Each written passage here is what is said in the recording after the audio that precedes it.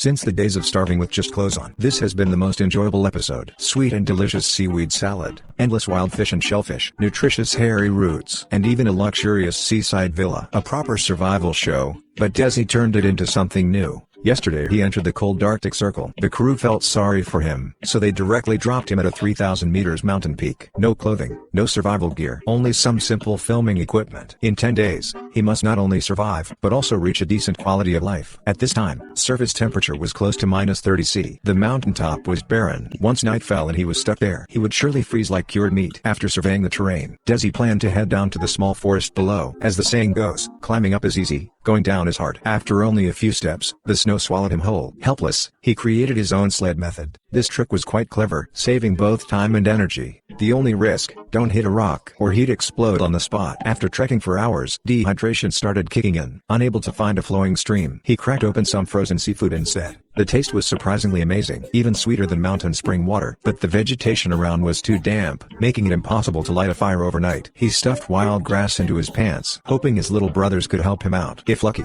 he could make fire tomorrow. As darkness fell, he found an open space and lay down directly. As always, the sky was his blanket, the ground his bed. By midnight, the temperature suddenly dropped dozens of degrees. He shivered uncontrollably. Shadowboxing didn't help at all. He tried hundreds of push-ups, but couldn't sleep all night. By morning, he looked extremely exhausted. Following the stream, he arrived at a small grove. He planned to settle down here and adjust to the surroundings. The environment was decent after all. He had learned a lesson from freezing last night. Now, all he could think about was making a fire. At this point, the grass stuffed in his pants had dried completely. But how to ignite it was still a big problem. He racked his brain for half the day. Finally, Desi could only try using a piece of scrap iron. This was far harder than drilling wood for fire. If I were to try it, the shovel would probably be ruined before any fire came out. After an entire afternoon of effort, he finally succeeded. Surviving in sub-zero temperatures. Building a fire requires careful planning. Normally, people prefer long log fires. They generate a lot of heat, but they consume too much wood. Desi instead adopted a new fire style.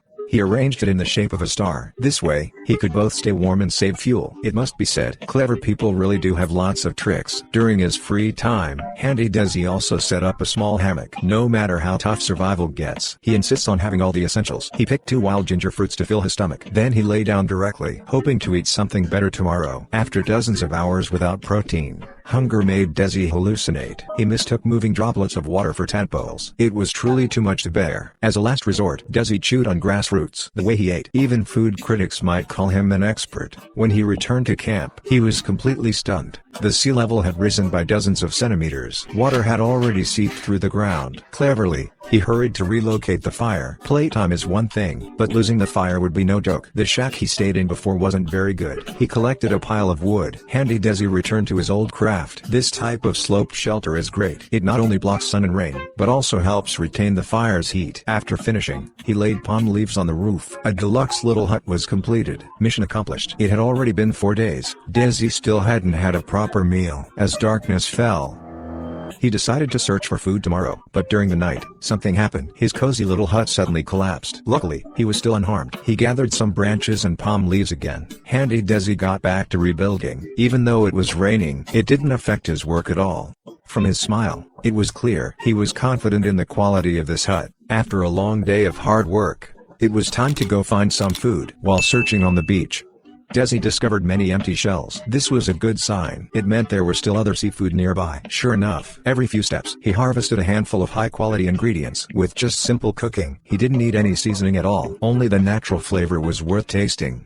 One bite of freshness hit straight to his head. Though there was quite a bit of sand. Still hungry, Desi went after clams. Chewing them was quite satisfying. Apart from the shell, it was all meat. He finally had a hearty meal. At last, he could sleep soundly that night. The next morning, Desi was still dreaming. Suddenly, a cracking noise came from above. Frightened, he quickly got up. When it rains, it pours. Just after fixing the hut, the fire had spread to the roof. The flames grew stronger and stronger. Desi simply gave up on saving it. Angry as he was, at least he was still alive. Everything could be rebuilt again. At dawn the next day, he decided to venture deep into the jungle. You don't realize it until you see it. At first glance, this really is a hidden paradise. The beach is full of endless seafood. Desi was completely stunned with joy. He didn't say a word. First, he packed some to try back home. If it tasted good, he would come back for more. To keep the meals from being monotonous, before leaving, he deliberately grabbed some seaweed. He found a secluded spot. Desi sorted the food and plated it neatly. Then he made a bowl out of birch bark. Looking at the plump, juicy grilled fish, he took a big bite. It was absolutely satisfying.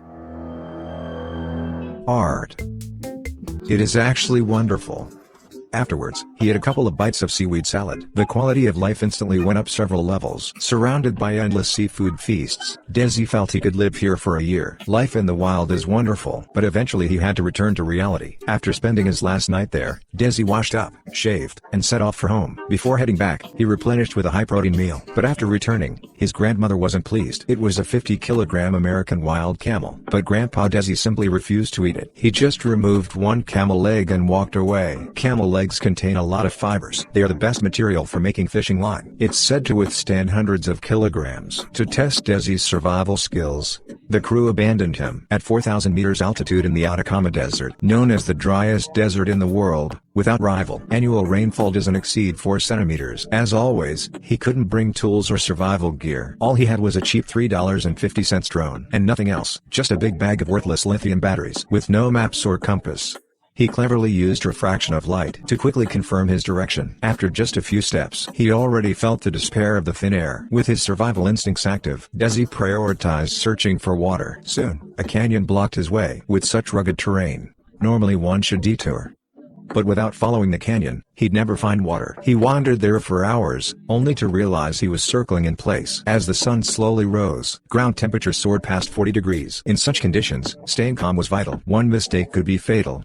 After 6 exhausting hours, Desi finally saw hope. The sand under his feet became soft and smooth. Looking closer, ahead was a rushing stream. It was rare to find such clean spring water in the wild. Desi lay down and drank greedily. Before he could even sigh in relief, a thunderous roar came from the sky. A storm was about to strike. Frightened, he hurried into a cave. Luckily, he wasn't drenched. Otherwise, it would have been disastrous. Learning from the freezing night before, at dawn, Desi began figuring out fire making. He rubbed the stick tirelessly for 5 hours. Finally, smoke appeared. Lighting a fire at high altitude was no easy feat. By then, he hadn't eaten for 2 days. If he kept starving, he couldn't continue. To get protein, Desi caught a lizard in the bushes. Unexpectedly, it broke its tail and escaped. But with a quick reflex, he caught its companion instead. A blessing in disguise.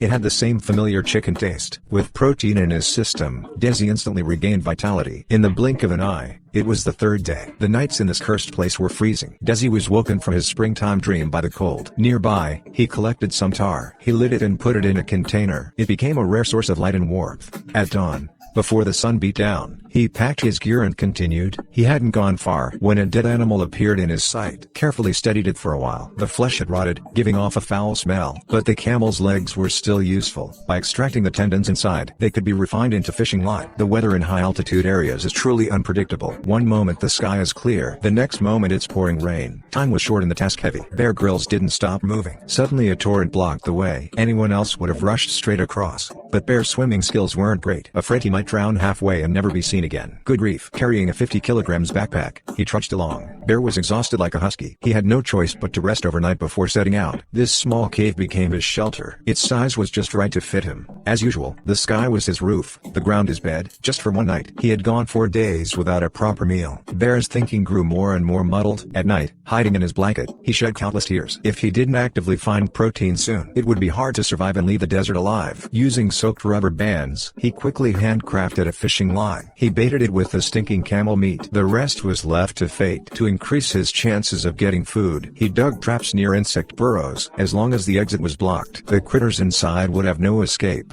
But he went hungry yet another night. The next day, Bear checked his fishing setup with high hopes, but not even a fish scale was caught. Still, when one side fails, the other side shines. It seemed the trap had caught something. With a swift move, he reached in. The creature let out a squealing cry. With this fat little catch, tonight was bound to be a feast. At this moment, words couldn't describe his joy. Look at that crispy outside, tender inside fish. One bite down, juicy and delicious. All fish and lots of bones. It was so satisfying. Gone in less than 30 seconds. He devoured it completely. With protein in his system, Bear powered through more than 10 miles. Just as he climbed a mountaintop, he couldn't help shouting with excitement.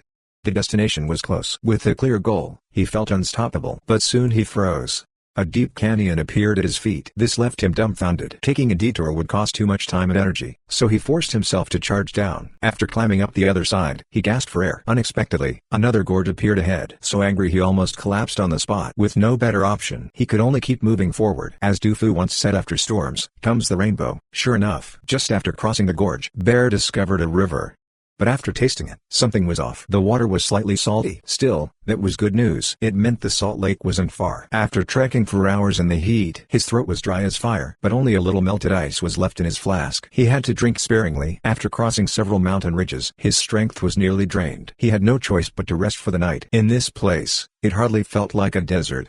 Hill after hill stretched endlessly. Bear was completely confused. He had no idea where the destination was. After draining the last drop in his flask, he pushed forward, relying solely on willpower. Today was the final day of the challenge. If he didn't reach the destination before dark, the wilderness would surely claim him. After hours of struggle, Bear finally saw the salt lake. By then, he had no energy to cheer. He only wanted to find a place to lie down. Using the last of his strength, he finally made it to safety. This desert journey was truly a nightmare. Next time, facing such harsh conditions, no matter how much the show offers, Bear Grylls swore he would never do it. In just 1 week, he lost more than 10 kilograms. Even his scripts became lighter. Starving for 3 days and 9 meals finally paid off. Now, endless wild buns to eat. Sweet and tasty loquats, crunchy wild roots, and charcoal roasted jungle beasts. What was supposed to be a survival show was turned into a whole new experience. This time he came to the border of our country. This land once endured the baptism of war. Even now, remnants still remain in the mountains. No map. No survival gear. Not even hair on his head. He only had 10 days to survive. Bear had to reach a village 30 kilometers away. Upon landing, the chirping of insects filled his ears. That was actually great news. He used the sun to determine direction. Carrying a 50-kilogram backpack, he set off. After a few miles, a giant mountain blocked his way. It looked tens of meters high. Normally, anyone would turn back.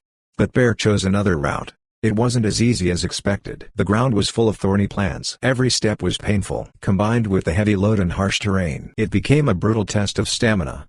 Not long after, his body showed signs of dehydration. Luckily, there was a rushing stream ahead. He was too thirsty. No time to boil it. Bear couldn't wait. He threw himself down and drank heartily. He forgot all about possible parasites. He just gulped down the water. His body instantly felt revived. Standing on the bank, he surveyed the stream. Bear was torn.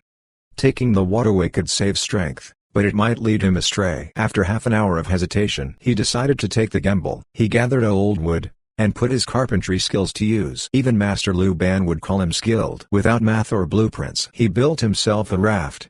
Surprisingly, it actually worked. But just then, a once-in-a-century rainstorm poured down. The rescue team feared Bear would press on, so they hurried to call him. Helpless, he found a cave for shelter. There was no better option. He had to spend the night with mosquitoes. The next morning, he set sail on his raft. As dusk approached, traveling in darkness became dangerous. He found a corner, and once again turned to fire making. This time, instead of friction fire, he used a Thai-style method. Rubbing hundreds of times, finally a wisp of smoke appeared. He was overjoyed, gasping with excitement. But the insects nearby kept chirping. Without teaching them a lesson, he wouldn't sleep well. A cricket cleverly broke its own leg to escape. Even small legs are protein, enough to fill a tooth gap. An unlucky butterfly wasn't so lucky. It too became his snack. But this one had no chance. He pinched its head off directly. On the way back, he found a white beetle on the ground. As long as it was protein, Bear wouldn't let it go. It was his first time eating one. He hesitated a bit, but within an hour, he had tasted several kinds of food. Life felt almost luxurious. He slept soundly that night. The next day, full of energy, he pressed on. After 1 kilometer, he had already burned hundreds of thousands of calories. If things keep going like this, he'll be exhausted sooner or later. Helpless, he went ashore directly. But the mountain road was much harder than the river. Before long, he was tired like a husky. To avoid collapsing from dehydration, he made dozens of bamboo water flasks by hand. Only after filling them did he feel reassured enough to set out. As he walked, his foot suddenly slipped. He almost stepped on a landmine. There had once been war here. It's said that these green iron mines still number in the hundreds of thousands. Luckily, his luck was strong. If he had stepped on one, he would have been blown to pieces instantly. This place is no place to linger. He had to leave quickly. Is this really our starving Bear Grylls? Right after feasting on mushrooms, he's now munching on wild nuts. But that's not all. He even adds a fresh loquat and finishes it with a wild sugarcane stick. Now that's a nutritious breakfast. After filling his stomach, he cools down his supplies. A wonderful day begins right here. According to the Survival Handbook, a stream is a living compass in the jungle. As long as you follow it downstream, you'll eventually return to civilization. Bear wanted to give it a try, but misfortune struck. Not far ahead, a cave blocked his path. Detouring would cost time and energy, so he decided to risk going through it. He scraped some branches from a tree, then fixed them onto a bamboo stick. Thus, a torch was born. Before entering the cave, he used his satellite phone to call the rescue team. If he didn't come out within 5 hours, they should notify his family. No matter how they tried to dissuade him, he was determined to take the risk. After lighting the torch, he nervously entered the cave. Ahead was total darkness. He dared not relax with every step. If he encountered a landmine here, the result would be obvious. The deeper he went, the less oxygen there was. The torch was about to go out. He quickly blew on it to reignite, but that wasn't a long-term solution. A few minutes later, the torch died anyway. In such moments, staying calm is crucial. If panic clouds the mind, he could easily be trapped inside. After calming himself a bit, he switched the camera to night vision mode. Suddenly, a faint light appeared ahead. It was an exit. With heart pounding, he finally walked out of the cave. Overjoyed, he even let out a silly laugh. He didn't know how far he had walked, but by dawn he had reached his destination. In just 1 week, he conquered this land.